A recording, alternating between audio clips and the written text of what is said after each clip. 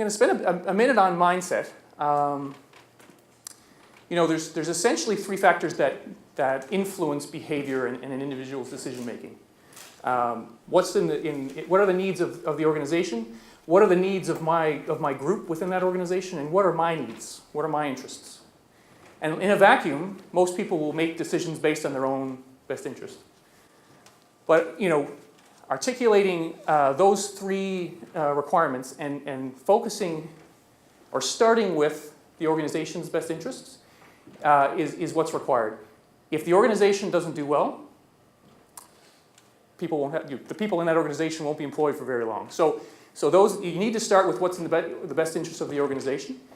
A great example of this is, I'm going to call out somebody in the audience here. There's a guy in the audience here who was a superintendent in the PMO that I was at until recently. And he had a team of 6 people.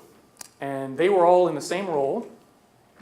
But that role was designed as a rotational role. So they would work on, they would perform a certain set of duties for a year or so, and they would rotate into another set of duties and so on, so that after about 5 or 6 years, you'd have a really well-rounded project employee who'd be really set up to be a successful project manager.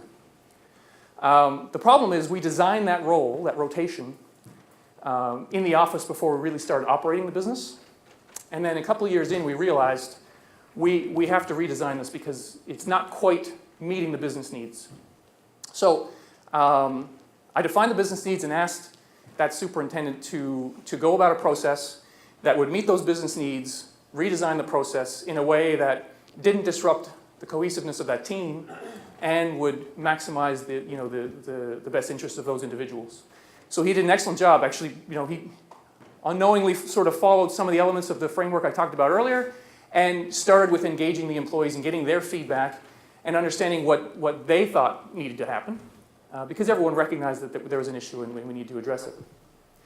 And then it went about redesigning that rotation, and so it was going to mean that people's roles were going to have to change a little bit, and instead of 6 distinct stops on the rotation, there were 4, but there were still 6 positions, 2 and 2 and 1 and 1.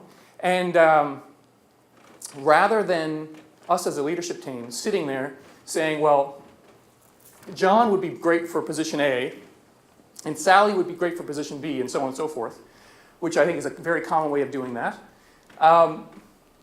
We set some boundaries, making sure that the business needs needed to be met, and let that team of 6 people meet together and decide among themselves who was going to take which role.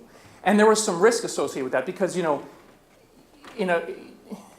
we could have ended up with maybe not the ideal person in role A and not the ideal person in role B, but the incremental value that we would have gotten from picking you're going to be in that role and you're going to be in that role was dramatically outweighed by the value we got from the process that we went through and the buy-in that we got from that team. Because when they walked out, we gave them 24 hours to make the decision. They had a couple of meetings, and they walked out, and that team was as cohesive or more than ever.